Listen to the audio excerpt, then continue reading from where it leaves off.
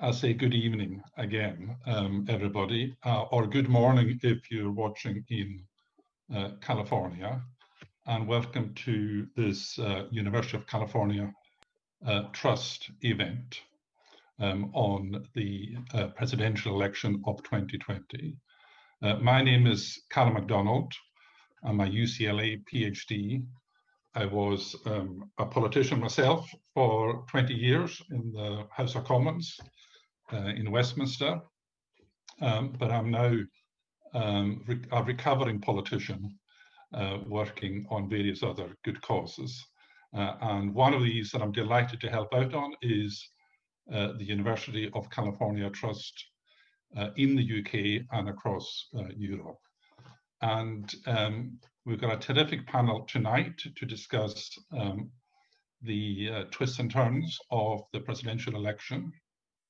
But I think I'd first like to thank you, the audience, for joining us. We've got a terrific response to this panel.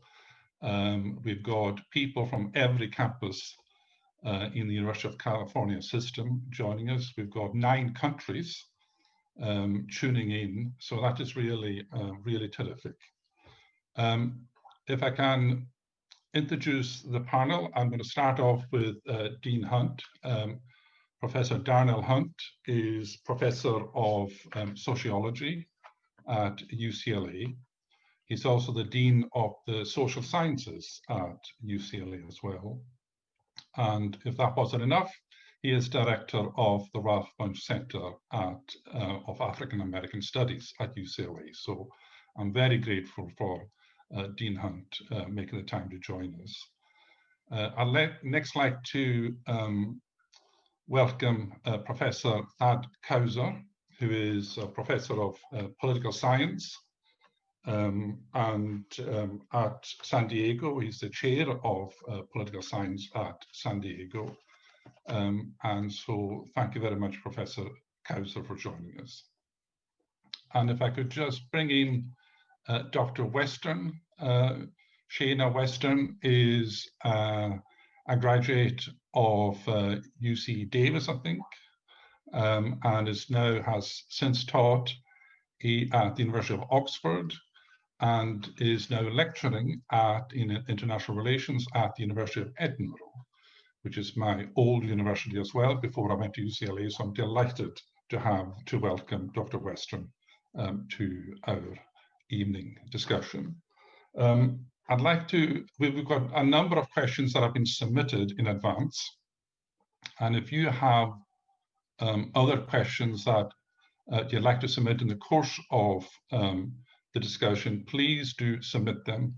I won't be able to cover them all, but we really do want to see your questions because it gives us a great insight as to what you're thinking and what you're wondering about. And I will try to cover as many as I can. The first topic that we had a number of questions on, and no surprise because it's a topic that is been hitting the headlines the most recently, is the issue of the COVID pandemic and how it's affected the election. And I suppose the key questions coming through are whether the COVID pandemic and its impact has just reinforced partisan divisions in the electorate, or whether it's actually generating some new shifts in votes as we come up to election day. Dean Hunt, I wonder if you've got any thoughts on that. Sure, thank you, Calum. Well, first of all, I just want to say it's great to be here today. I'm really excited to be a part of this conversation. We had a similar panel at UCLA, one of my dean salons, 2 nights ago, actually, covering the topic protecting the vote in the 2020 election, something I'm sure we'll talk a little bit about today. So coronavirus, obviously, for me, is the issue of this election cycle. And the question of whether or not the actual pandemic is shifting votes from one candidate to the other is a great question. In many ways, it's the $1 million question. Just to sort of put things in perspective, of course, we're talking about more than 220 thousand dead Americans because of the pandemic, another close to 9 million infected, in a situation where the U.S. is one of the most developed nations in the world. I think about 4% of the population has about 20% of the deaths, or a little bit more than 20%. So clearly, there was a major failure in terms of how we dealt with that. So as the only non-political scientist on the panel, I'm going to kind of tackle this as a sociologist and talk about reality. I think we're dealing with two realities here. People have been convinced, on the one hand, and this is what I think the current administration has been trying to do, that this thing is overblown, that it's not real, it's fake news. That's been the argument. On the other hand, the other candidate has been emphasizing sort of the importance of the pandemic, modeling good behavior by wearing masks, that type of thing, and arguing that it is, in many ways, the issue. I mean, the economy and everything else that's gone into free fall as a result of the pandemic. I'll say this, currently, according to the New York Times, I believe they released a poll yesterday, Biden has a 12%, a 12-point advantage on the coronavirus issue. And 59% of Americans favor wearing a mask. They favor a national mask mandate. So if you take the current lead, according to many polls, I believe the average of the polls is about a 9 percentage point advantage for Biden. The gap is larger for coronavirus, which suggests that it may be shifting votes, or maybe shifting at least perceptions of what's important from the Trump camp to the Biden camp. Now, of course, that will hinge on how salient this is seen to be in the eyes of the two different camps. Because if they indeed feel that there's a problem here, but the problem isn't one of their priorities, because I think that there's some other things that are priorities, like race, we'll get to, it could make a difference. Professor Kousser, could I ask you, if you read the polls quite closely, where do you see any signs of that kind of movement happening? Yes. First, thanks so much for the invitation to be part of this panel. And I think exactly what Dean Hunt said was that we're living in two different realities. And so if you look at polls and how public opinion reacts to information about the coronavirus crisis, you see on the deeply blue side, this is clearly the #1 issue, right? So we have this huge pandemic, and a pandemic that strikes different communities differently and has brought to light all of the inequities in the American system. And that has been hugely troubling to many Democrats, and it is by far the #1 issue for Democrats. But if you look at Republicans, who, to be clear, a slight majority of Republicans favor wearing masks now. So Republicans are not in complete denial about the coronavirus crisis. But if you ask Republicans, what are the big issues, right? Coronavirus is way down the list, right? The #1 issue now among Republicans in this presidential election is crime, at a time when crime rates are at a generationally low point. Right. So in terms of how the lens through which people are viewing this election, there's a huge difference. And I don't think that has moved either base. Right. Strongly Democrat, strongly Republican voters have had their minds made up for years on this presidential election. The question is what this does to voters in the middle. And part of the rise in the polls for Joe Biden that has given him this strong advantage. So Dean Hunt said that saw the New York Times number. The Pew Charitable Trust has Joe Biden having a 17% percentage point advantage, and much of that is played out with senior citizens. So voters 65 and older who were part of the Donald Trump base in 2016 have moved about 10 percentage points closer to Joe Biden, and it seems clear that the coronavirus is part of that movement. Right, because I'd love to talk a bit more about the detail of that, but because we're pressed for time, I'm going to move on to the other big issue that was ever present at the very start of the campaign, which is the BLM movement. And what I'm wondering, I suppose, is, has that had a similar kind of dynamic? That is, that what you're identifying is that it's not simply a partisan division of opinion on the subject, but it's actually moved some people in the middle as well.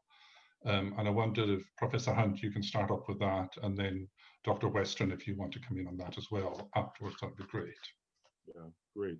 Well, My sense is that the major impact of the BLM movement is probably among sort of people of color, voters of color, who, many of whom did not turn out in 2016 in the numbers that they turned out in the previous elections where Barack Obama was on the ticket, and mobilizing and energizing them. And I know anecdotally there've been a number of voter drives in large metropolitan areas where these voters tend to be concentrated to get people to the polls. And if you just look again at the images of people standing in line for 7 or 8 hours around the country, and the demographic makeup of those crowds suggests that at least at this point in the election cycle, that there's pretty heavy engagement by those groups.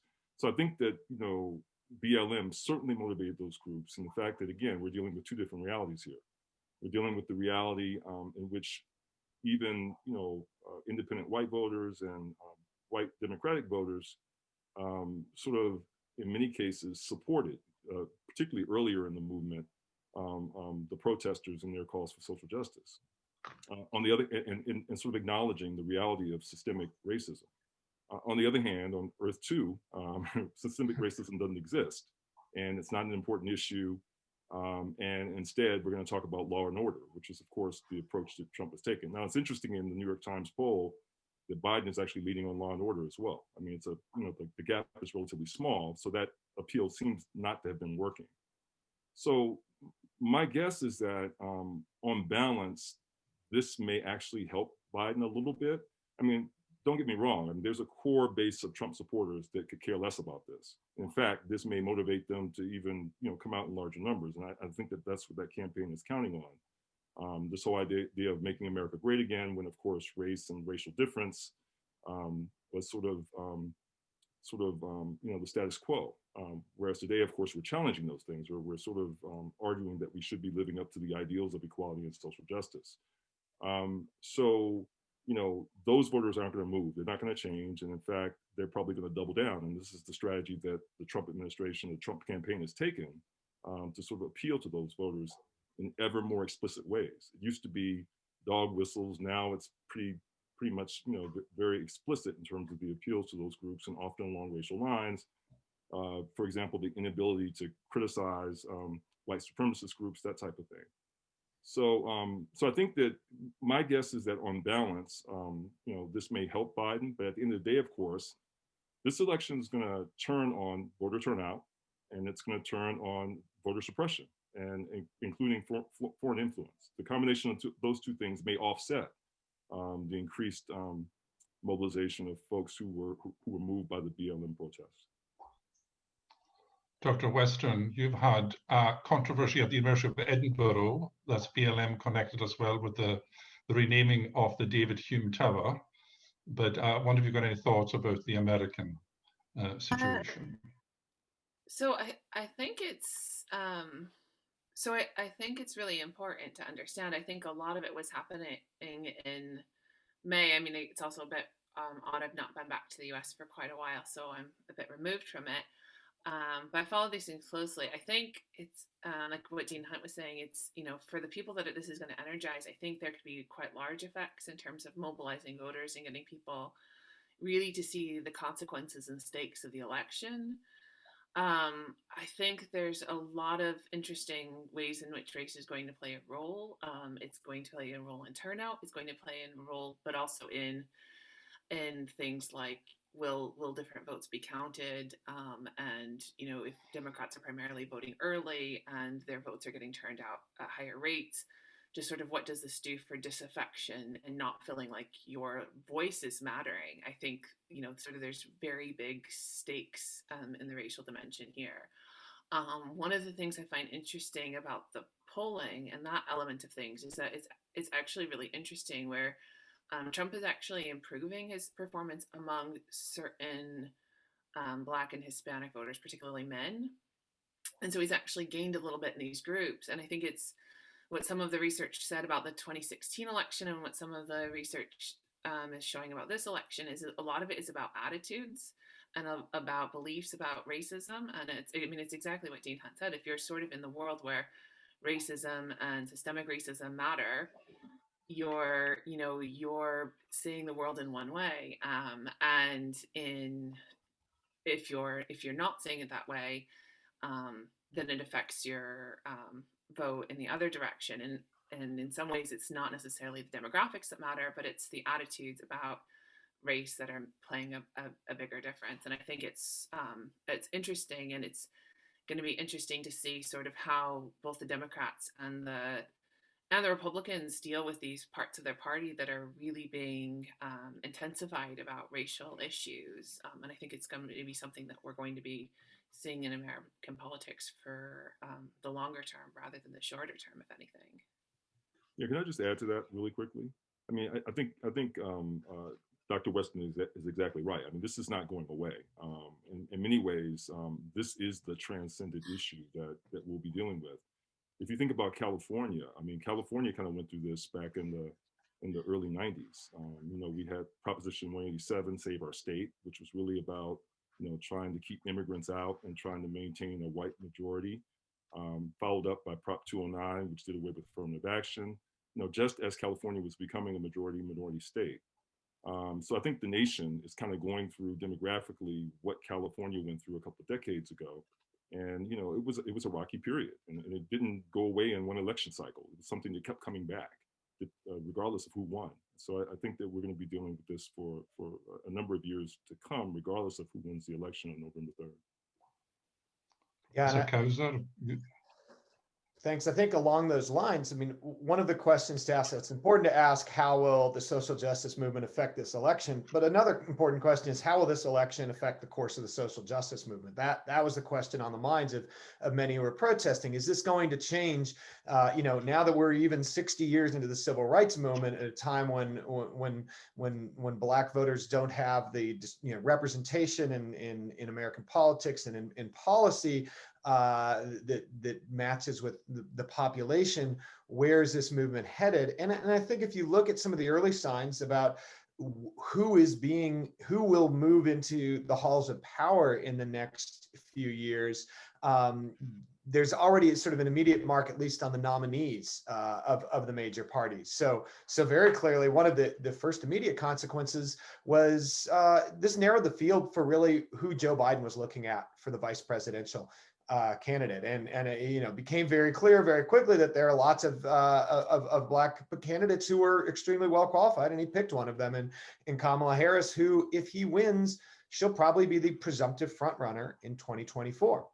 Also, if you look at the number of major party nominees who are Black politicians, in the prior record for the U.S. House and for Senate was 94 candidates. This year, there are 125 candidates, 119 in the House, 6 in the Senate, and that includes nominees of both parties in each house. And so I think if those, if a large chunk of those candidates are successful, we're going to see more representation, and that will lead to more policy attention over the generations. Thanks very much. Dr. Western, you mentioned that there was a rise, which might be surprising to some, in the support for President Trump amongst Black and Hispanic males, I think you identified. At the same time, there seems to be a drift away from one of the core votes that was supposedly with President Trump in 2016, which is the non-college educated white men and women, or at least a shift away amongst women. And I'm just wondering if you had any thoughts about that.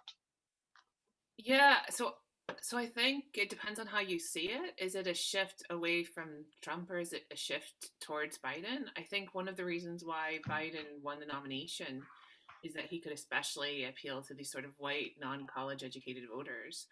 And I think these voters were ones that were turned off a lot by Hillary Clinton, that were either didn't voted for Trump despite sort of because they didn't like her, or maybe they didn't turn out, but they really do like Joe Biden, or at least he's winning them at better margins. So like I think with Hillary Clinton, he was losing them at like 20%.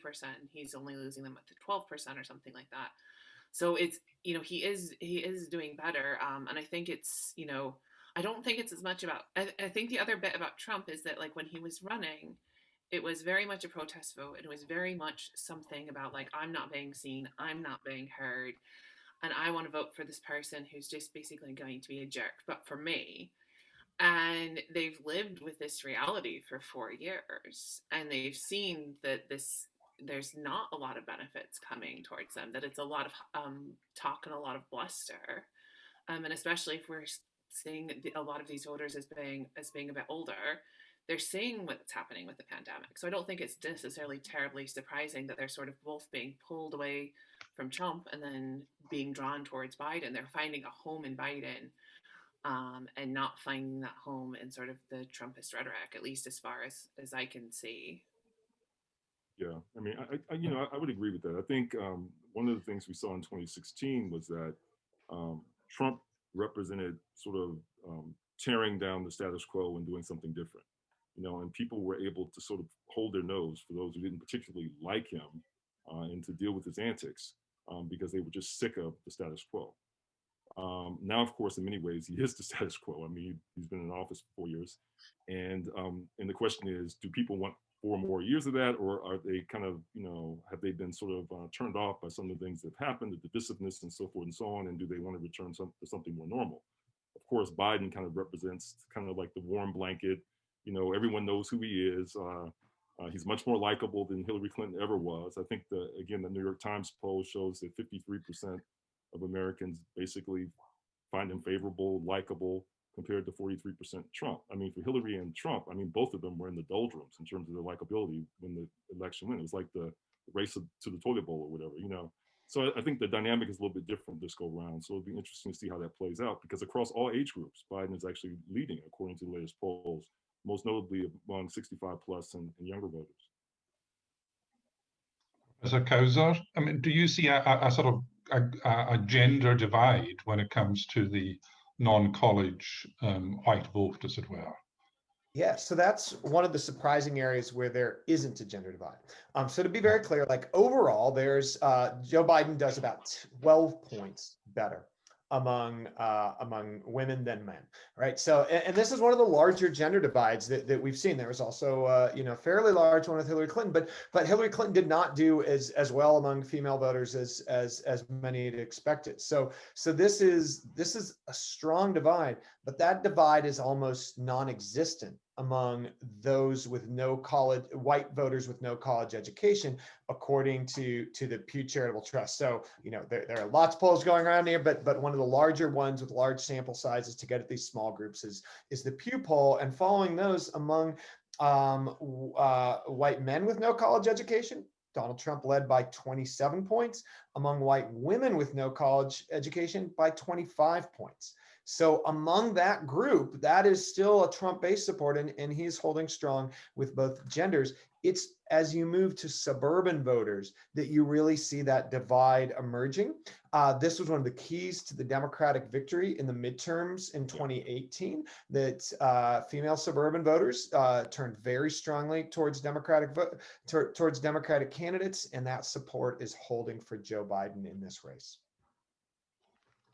Can I bring up one of the biggest sectors of the electorate, which is the Hispanic sector, which was, again, a big issue in 2016. Everybody was talking about, Trump was talking about building the wall and so on, and immigration, etc., were a big issue. It doesn't seem to grab the headlines as much in this campaign. And I'm wondering if you've got any analysis and explanation for that. Well, one thing one thing I'll say, and I'll defer to my political scientist colleagues to kind of break this down. But one of the things I think we should keep in mind when we talk about Latino voters is that it's far from a monolithic group. I mean, so you have, Mexican Americans or people of Mexican and South American, Central American descent on the West Coast, in LA where we are, and a lot of California. Then you have people of Cuban descent in Florida, which is a completely different group. They've always been more Republican leaning. And then you have Puerto Ricans and other groups who are concentrated in New York and again, tend to be more Democratic leaning. So you know, there's some interesting dynamics within the group that we call Latinos or Hispanics that I think we need to break down and understand a little bit better. And I think the wall and the whole idea of immigration plays out differently for the different groups. Absolutely. Like, so look at Florida, right? This is a key swing state and battleground state. And precisely as Dean Hunt says, you have Cuban voters who've been strongly supportive of Donald Trump. You also have Puerto Rican migrants who've moved from New York down to Osceola County and the areas around Orlando. That's a huge swing area in this election. And then many Venezuelan immigrants who have come up. And this is part of why Donald Trump was even yesterday saying, look, a vote for the Democrats, the nation's going to go to hell. We're going to look like Venezuela. So you see both parties turning to these very different groups from different parts of Latin America who have different interests, want different names.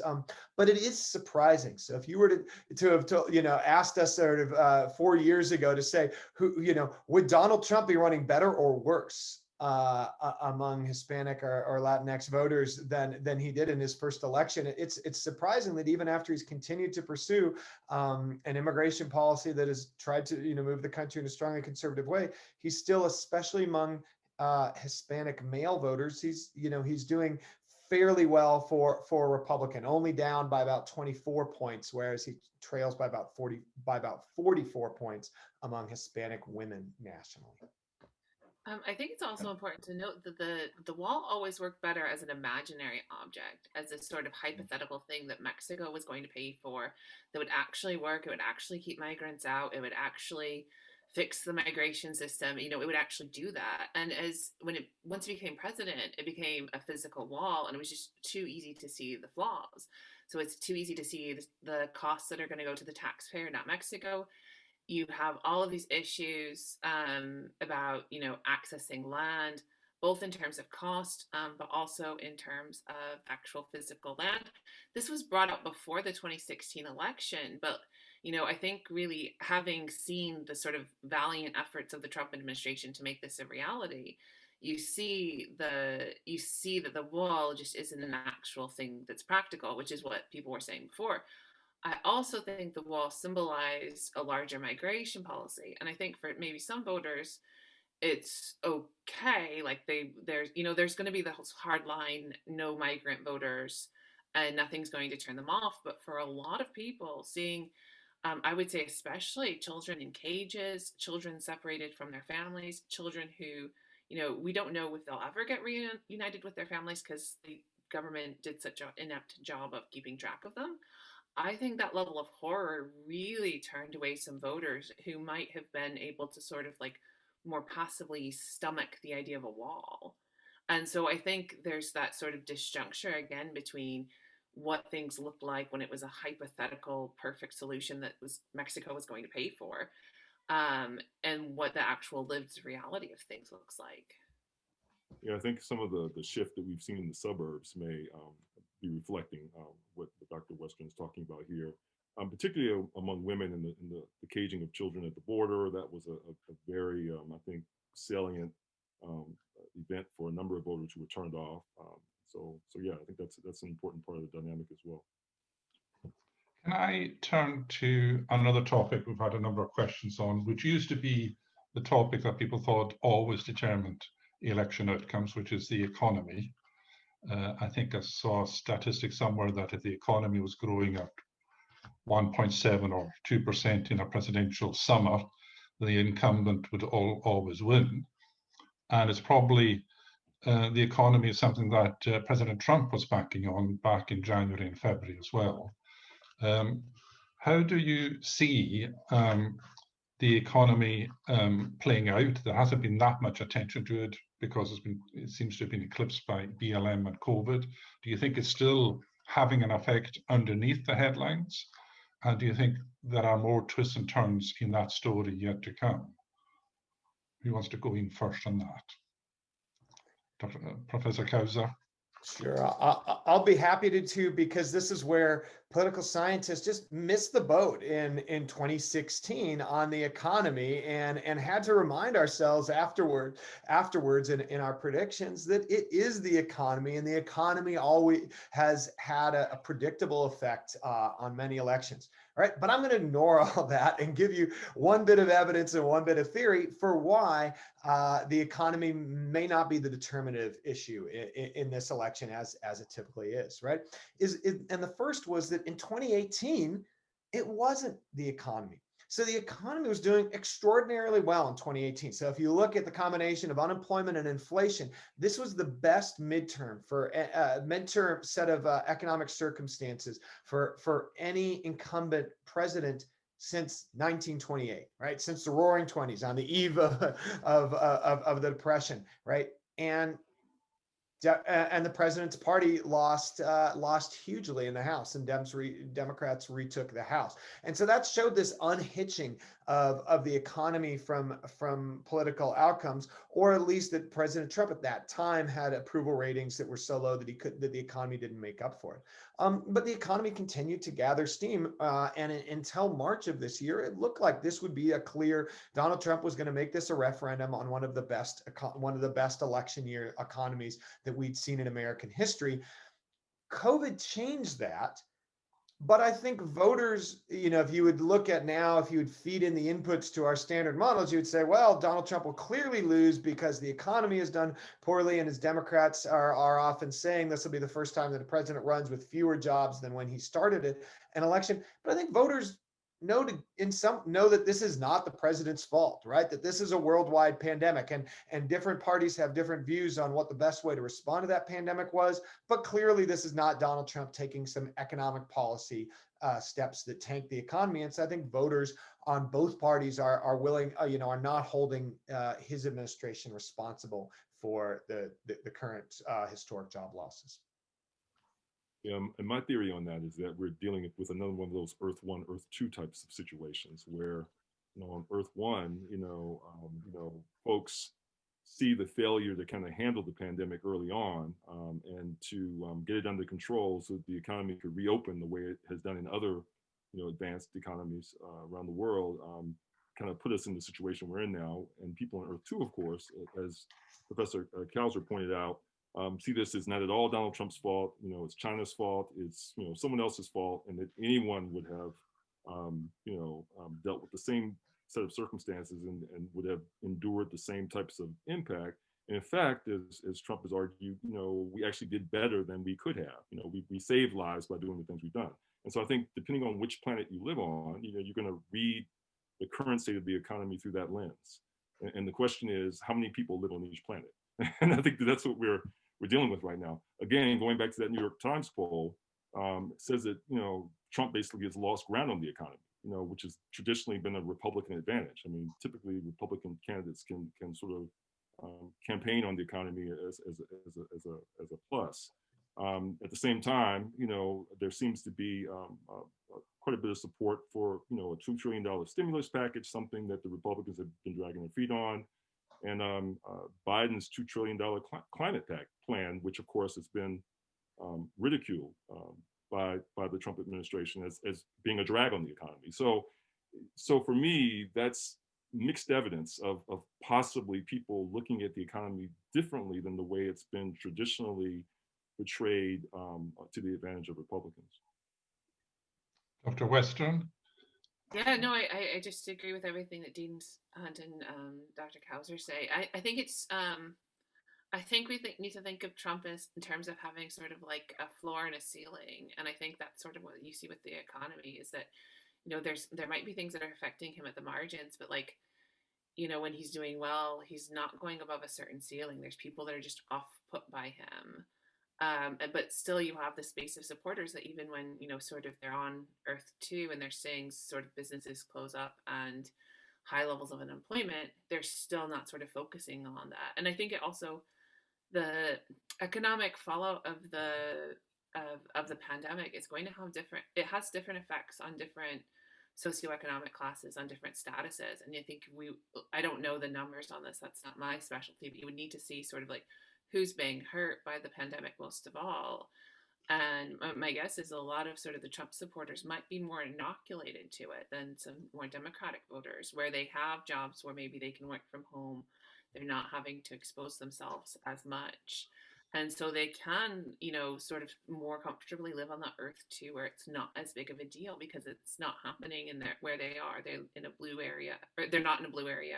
They're in a more rural area. Maybe the pandemic hasn't gotten to them quickly, and so it didn't seem as real because we sort of know enough now to know when to really shut things down, when to push the panic button.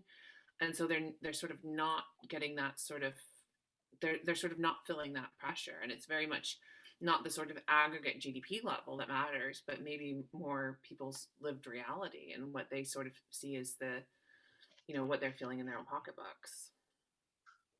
Can I ask a related question, which is about the trade issue, because we've had a couple of questions come in about that. And again, that was a big issue in 2016, was the whole, conflict with China on trade, etc. And it's been something that President Trump has seemed to campaign on rather a lot.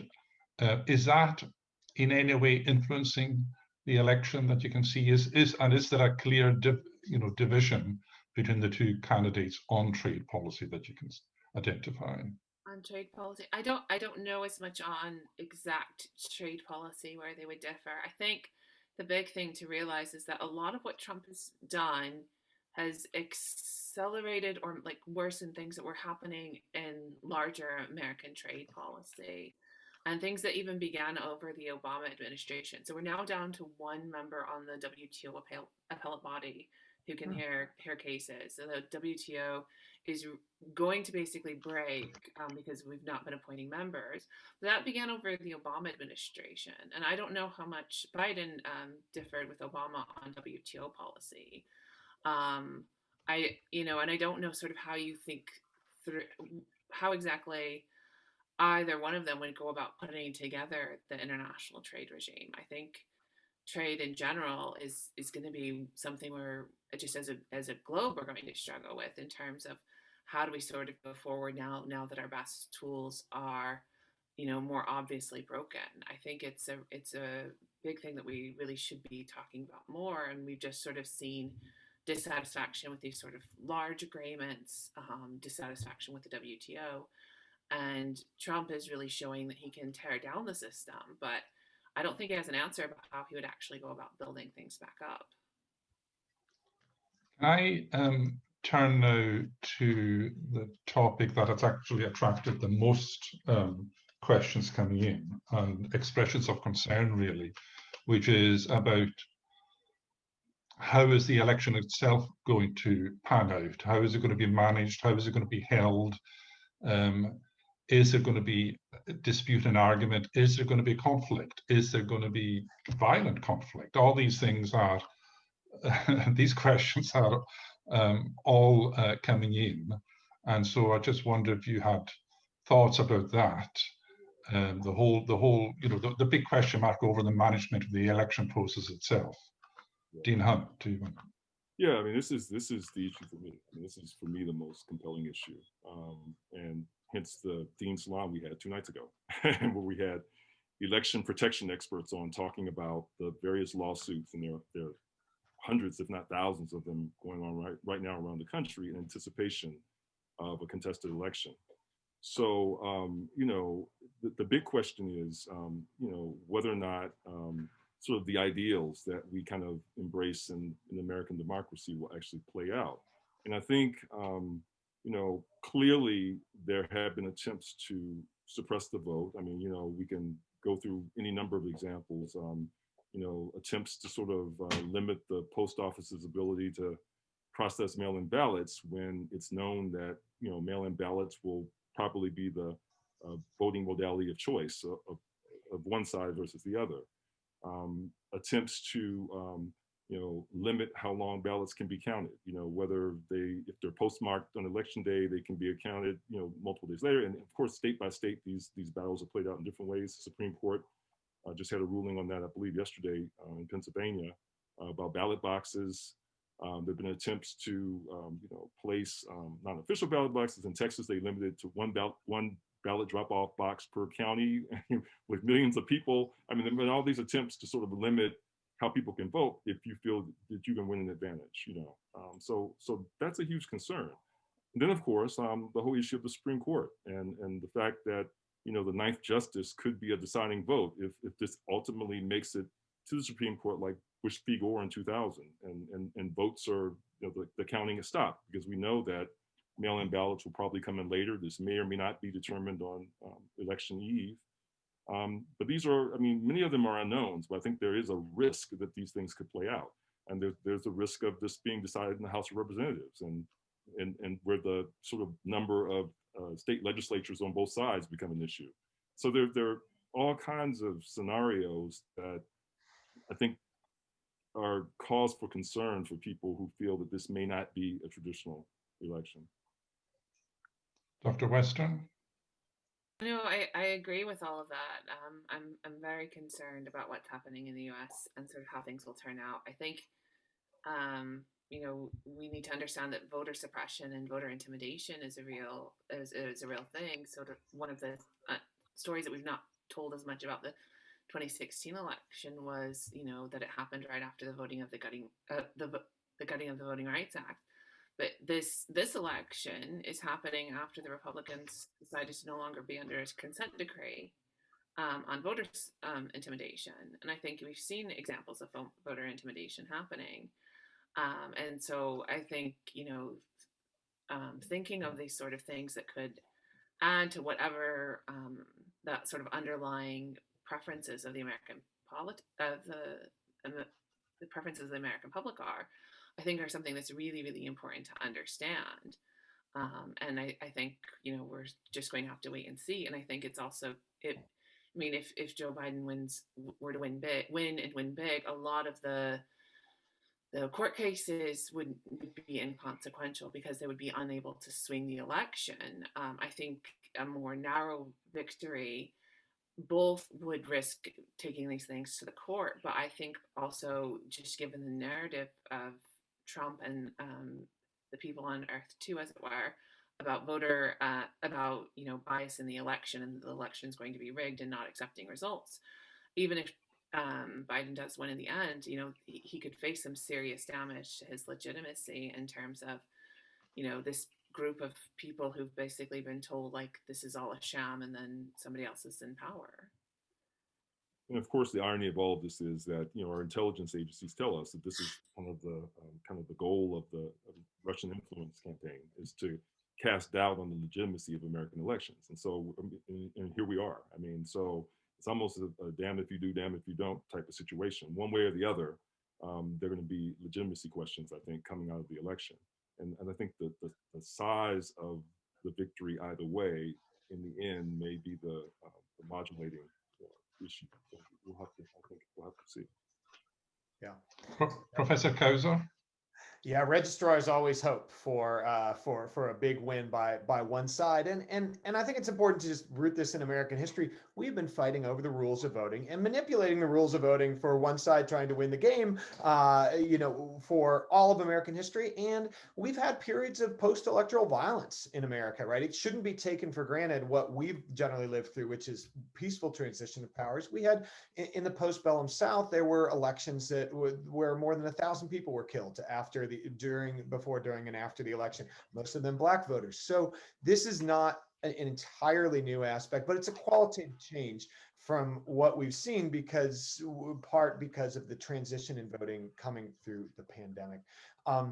I agree that there are a lot of unknowns. I want to throw out sort of three clear things that we know. One is that we've been doing a big cross UC consortium of professors. We've been doing polling every 2 months for the length of the pandemic, looking at how people want to cast their ballots, how they trust ballots, and what sorts of voting rules they favor. And what we've seen is a huge partisan polarization that's narrowing a little bit, but is still a very wide gulf. So, and this is a new thing, right? There wasn't, California, many of us have been voting by mail for a long time. There was a bipartisan consensus. Still in California, there's not a big Democratic and Republican split, and expansions of voting by mail haven't delivered either side a partisan advantage. But what we've seen, the beginning of the pandemic, nationally, about a 10% percentage point difference between the number of Democrats who wanted to cast a ballot by mail versus Republicans that grew to, by midsummer, a 25% lead, where more than half of Democrats nationally want to cast a vote by mail, fewer than a quarter of Republicans. That means those election night results that come in are going to be very different from the true results once all legitimate ballots have been cast. And we know that there's going to be a large, what's called a blue shift, whereas you'll see a potentially Republican leads in some close states when election day polling place voters are ballots are cast, and then a shift towards Democrats once all the ballots have been cast. That puts all the action on these legal cases over how ballots are decided. And the one that Dean Hunt noted has teed up a potential tie-breaking vote that could be really consequential for Justice Amy Coney Barrett. So the Supreme Court refused to grant a stay, refused to overturn a law saying ballots that are sent in the mail before Election Day but arrive in the next 2 or 3 days afterwards, they can still be counted. Those ballots could be, that case could come up again, and she could break a 4-4 tie and say those ballots wouldn't be counted based on sort of a technical reading of what constitutes the legislative power of a state to make these laws. So there will be a lot of action in the courts if this election is close. That was actually one of the specific questions that came up, was with mail-in voting. If a lot of votes arrive late, will they be counted or not? And what you're suggesting is it'll come down to a court decision on that. And it's not, so they depend. In California, they can be sent before Election Day and arrive up to 17 days after. They're sort of given a grace period if they're postmarked by Election Day. In some states, they need to arrive by Election Day, and in other states, there's a shorter grace period. So we're running 51 different elections in this through the states and the District of Columbia that will all have different rules this year. Yeah. And even how they handle the ballots, vary from state to state. I mean, some start processing early so they can rather quickly tabulate. Others just wait until everything comes in. And so, yeah, I mean, there's a lot of sort of possibilities here in terms of how this may play out in terms of the timing. We had one question about about the future of the Electoral College, because there's been some debate because of the uncertainties about this election process, whether the Electoral College process is going to be amended. Any views on that? Well, I mean, there are a number of issues associated with electors. There are questions about whether, the popularly the electors who reflect the popular vote, whether they're the ones who would actually be seated. I mean, so this is the scenario of this thing going to the House of Representatives and the legislatures in certain states deciding to send another set of electors. I mean, that's a possibility.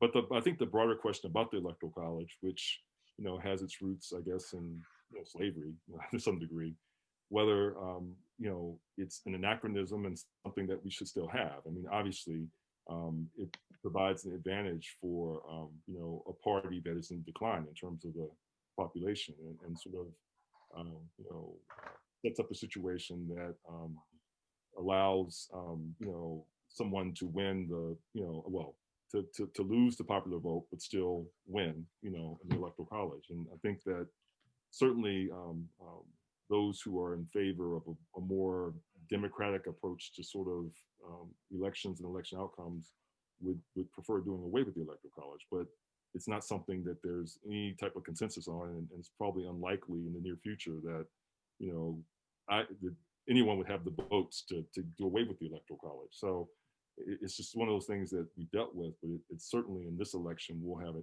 huge impact. It certainly had in 2016. Just look at the outcome. I mean, Clinton won the popular vote. I was being reminded that in 2016, in the second week of October, I think the Democratic candidate was 11 points ahead in the polls versus Donald Trump, which is not too far away from the position, I think, the second week of October this year as well. So there's been a couple of questions which relate to that. One is, are the polls really a strong indicator of the eventual result or not? Is there lots of stuff happening underneath the surface that we're not tracking in the polls? And a second question was, what would be the impact of a stimulus package being agreed between the President and Congress? And would that have a big impact upon the outcome? Dr. Western, do you want to hazard an answer to any of these? I think one of the things to keep in mind in terms of something like a stimulus package would be the voting is largely already happening. Like the election is happening now, it's happening currently. And I think sort of in terms of a stimulus changing the calculations, I think that would be sort of too difficult. I think a lot of things are already baked in. I mean, I've already voted. A lot of people I know have already voted. I think the question about the polls is an interesting one. I think the difference here would be Hillary Clinton was always flawed. And when you're talking about where things were 2 weeks ago, that was about the time of the Access Hollywood tape. That was probably Trump's low point.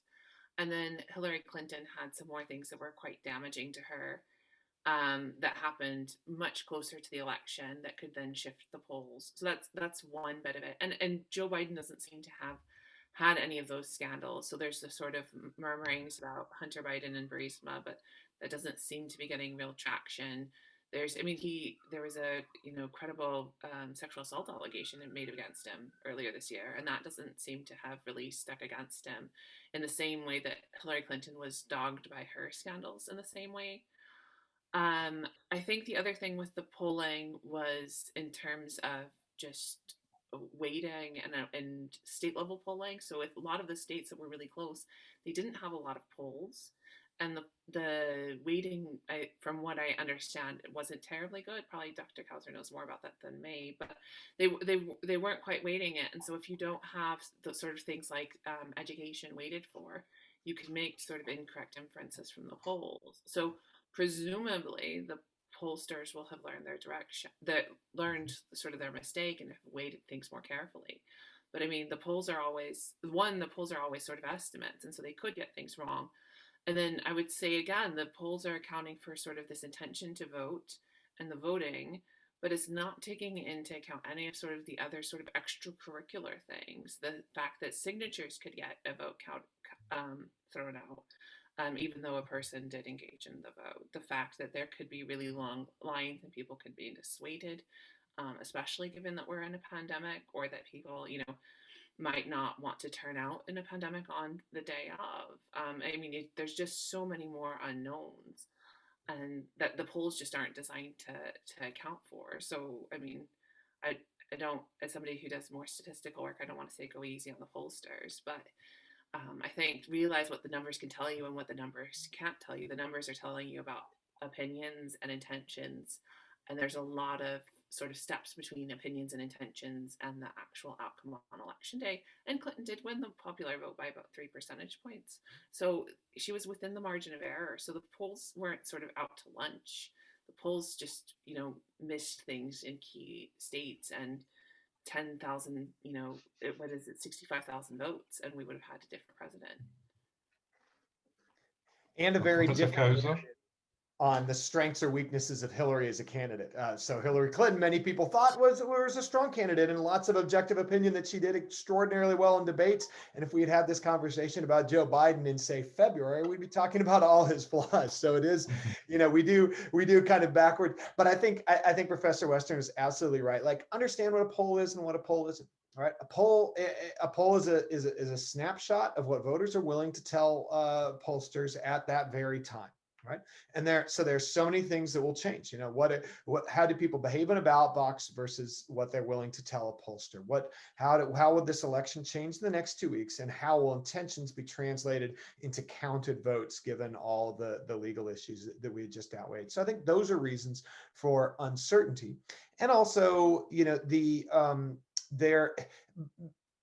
the polling plus minuses and the simulation based uncertainty that polling aggregate sites like 538 bring into mind, those we can easily quantify in statistics one source of uncertainty, which is just, did we get an idiosyncratic random group of people we happen to contact? But we can't bring in all the other uncertainties that come from some of those other things I discussed. And so I think we can be overconfident when we just look at the unknown that is known, but forget about all the unknown unknowns. All that said, reasons to be more confident now. So Joe Biden, we had some idiosyncratic polls with Hillary's with large leads, but generally she had about a 6 to 7 point lead that shrunk in all the polls, even nationally. Joe Biden's lead has been stronger and more robust. Also, he's closed the deal with more voters. So Hillary Clinton had a large lead over Donald Trump. We shouldn't just look at that lead. We should look at how many people said yes. So she only got to about 47% support. Joe Biden now is at about 53% support nationally. And so there are fewer undecideds in this race than there were 4 years ago. And I think that's because people have had 4 years to make up their mind about the president. So I think you should be more confident, but still learn the lessons of 2016 that have left so many of us a bit humbled. I agree with all those caveats, and I think that for me the big difference is the smaller number of undecided voters at the same time this year, this cycle, as in 2016. And I really do feel, going back to what I said early on, I think this is going to turn on turnout and voter suppression, how effective it is. Despite all that, all these caveats, qualifications, and the great mass of uncertainty, I'm going to ask you all to make a prediction. And I should tell you, 4 years ago when we had this panel, there were 4 members on the panel, and every single one got the result wrong. So, if you could make your prediction, and also in one sentence, I guess, why you think that whoever you think is going to win is going to win. Who wants to start? Professor Kousser? I think we'll have a rocky road to a Joe Biden victory that'll take about 3 to 4 weeks to resolve, because it will rely on a full counting of absentee ballots cast in places like Pennsylvania and Michigan, and these are states that are new to that process, and so that will make the road rocky. But why do you think he is a likely winner? Is it because of the way the polls are going, or other factors? I think because you have a president who's been unable to expand beyond his ceiling and beyond his base, and hasn't made a pitch beyond his base throughout his presidency, and because the Democrats chose a much more moderate candidate than many of the other leading primary contenders, and someone who is the right fit for the battleground states in the Midwest that are pivotal this year. Dr. Western? I'll tell you what I tell my colleagues, which is that I'm not gonna say anything, and I want to see sort of what things look like on the 21st of January. I'm sort of very, very nervous. I got burned last time, but I think we're in for a rough ride, and we'll breathe easier in January. Dean Hunt? I agree. The only thing I know for sure is that this will be contested. And the question is, how long will it take to sort things out? I'm a little bit more optimistic than I was a couple of weeks ago, because in some of the key swing states, it seems as if Biden is holding on to his leads in the polls, given all the caveats we talked about regarding polls. But the counterbalance to that is suppression efforts have been stepped up, and legal efforts have been clearly signaled. So I'm concerned, and the only thing I know for sure is that it's not going to be sort of a clear cut. I mean, I'm pretty sure it won't be a clear cut result on election eve. Well, with these slightly gloomy predictions about the process we've yet to go through, can I thank you very much for your participation and for sharing your knowledge and your insight, Dean Hunt, Dr. Western, and Professor Kousser.